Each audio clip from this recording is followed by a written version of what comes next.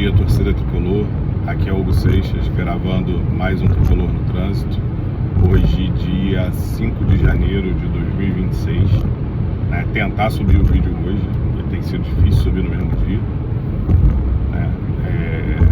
O assunto, basicamente, assunto de contratação, e falar de novo das camisas.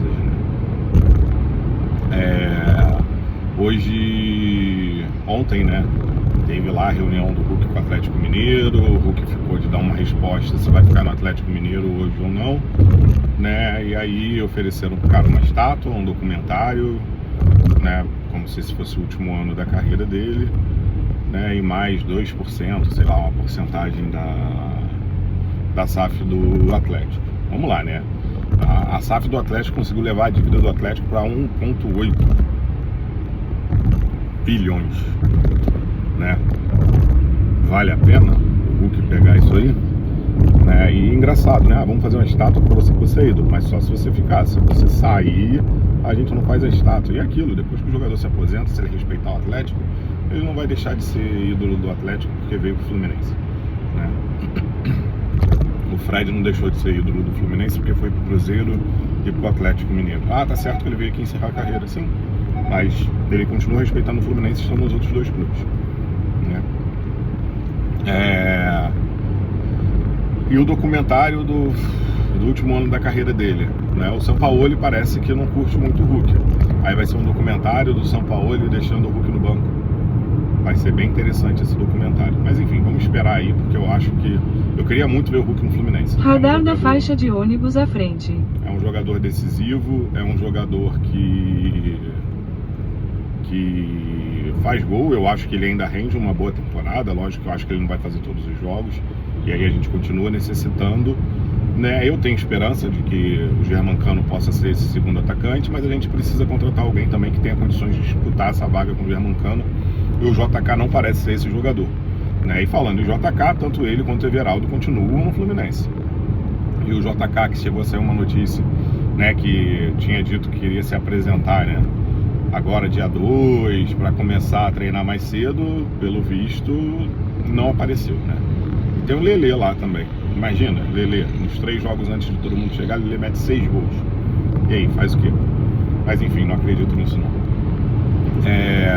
Uma outra questão, essa questão do Wallace Davi e do Savarino. O último vídeo que eu fiz, eu terminei o vídeo, comecei o vídeo falando que trocaria elas por elas, e terminei quase desistindo da troca. O Wallace Davi parece ser um moleque promissor, joga de volante, não sei aí como é que tá o físico dele, se ele conseguiu crescer um pouco, ficar mais forte, porque para jogar de volante no profissional ele teria que ganhar um pouco, de carcaça, mas é um menino que tem muita qualidade, E aí vamos pegar o time do Fluminense, Eu acho que a titularidade, tá certo que a gente ficou na dúvida na reta final ali da temporada, se o Nonato tinha tomado a vaga do Hércules ou não, mas eu acho que, na minha cabeça, é indiscutível, Martinelli e Hércules são titulares, até porque o Zubeldia usa mais o Martinelli como primeiro volante, e eu achava que o Renato Gaúcho usava mais o Hércules, mas eles podem se revezar nessa função, e os dois têm qualidade para jogar de segundo também, E ainda quero ver alguém utilizar o Martinelli como terceiro homem de meio de campo, porque eu acho que ele tem potencial para isso,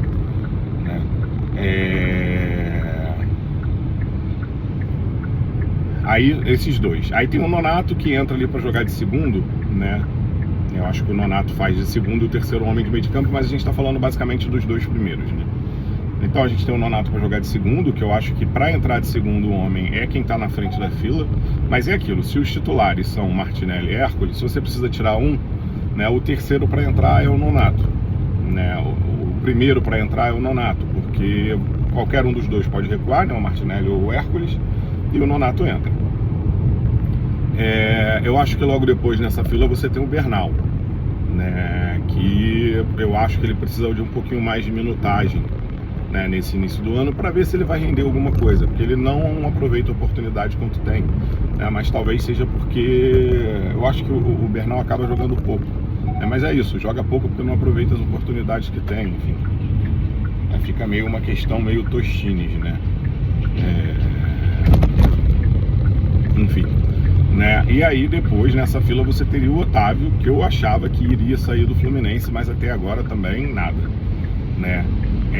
Polícia à frente. O Wallace Davi, para mim, né, se não tivesse o Otávio, eu acho que mesmo estando o Otávio, talvez, né, ele pudesse furar essa fila, ele tinha que estar ali atrás do Bernal, né, começar o Campeonato Carioca, a gente vê como é que ele vai, e aí ele, né, indo razoável, né, na média ali, né, ou se ele fosse muito bem, ele tentar ficar ali atrás do Bernal, ser mais utilizado, ter uma minutagem maior.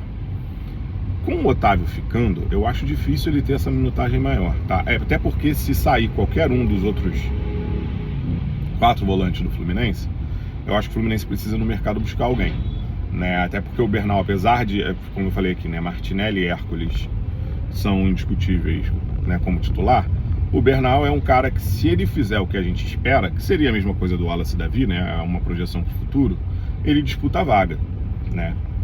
Mas enfim, parece que o Fluminense ainda está correndo atrás do 5 mais pegador, né, mais marcador, né? Se isso for verdade, aí o Wallace Davi mesmo não faz sentido ele ficar no Fluminense, porque ele não vai ter minuto, né? E aí daqui a pouco está com 20 anos, aí não tem tempo, não consegue mais nem jogar no sub-20, é um moleque que não rodou no profissional, né?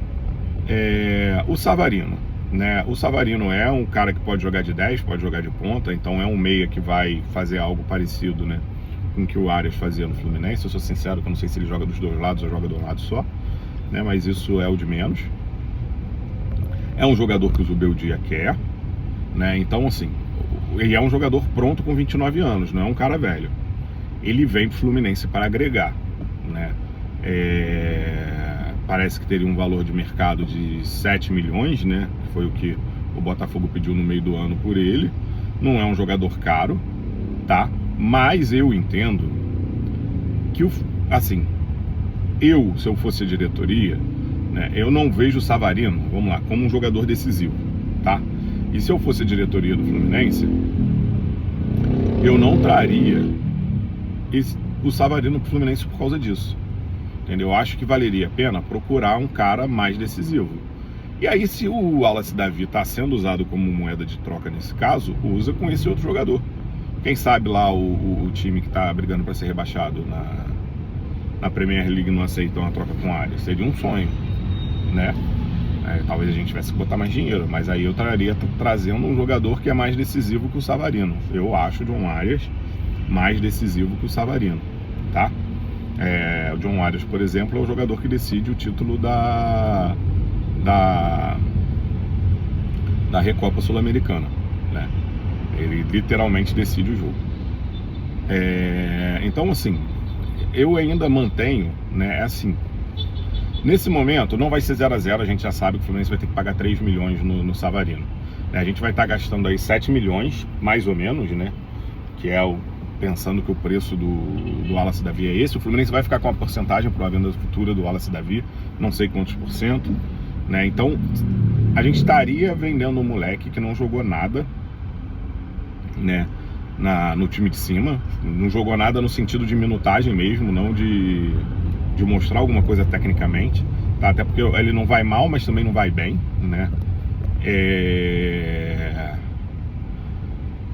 A gente vai estar vendendo esse moleque por mais de 4 milhões de euros, de dólares, enfim, não interessa a moeda nesse momento, porque a diferença não é tão grande, né? Seria uma das melhores vendas de um jogador que não é meio atacante, né, não tem nome de ataque e que não foi aproveitado no profissional, entendeu? Eu acho que se a gente for olhar para trás aí, né, dessa posição do meio para trás, a gente não teria uma venda melhor que essa. Mas o André foi aproveitado no time de cima, e nem todo jogador vai ser um André ou um Martinelli, né? É isso. E acho eu que a diretoria do Fluminense, os staffs e tal, não devem enxergar isso tudo, e deve, assim, no final das contas também no Botafogo vai ser um jogador que vai ter mais chance de jogar, vai ter uma minutagem maior do que teria no Fluminense esse ano, se a gente ficar com os 4 volantes, que eu acho que são os principais ali do Fluminense, mais o Otávio, se vier um outro cincão, né?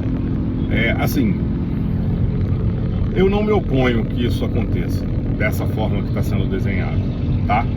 Porque o Savarino é um jogador pronto, apesar de eu não achar ele decisivo, né? E E aí se torna mais importante ainda que o nosso 9 seja decisivo, né? Porque eu não Polícia à vejo, frente.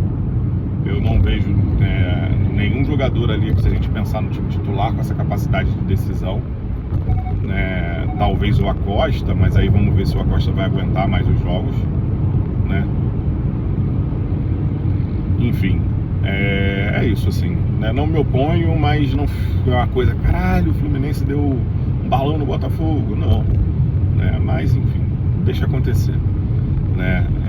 Parece, né, que foi reabertas as negociações pelo Nino, né? Isso, se o Nino vem pro Fluminense, eu ficaria muito feliz, né? Nem insistiria tanto no 9. Pô, se o Nino e o John Arias voltam, então, aí eu nem falo de camisa 9 no Fluminense.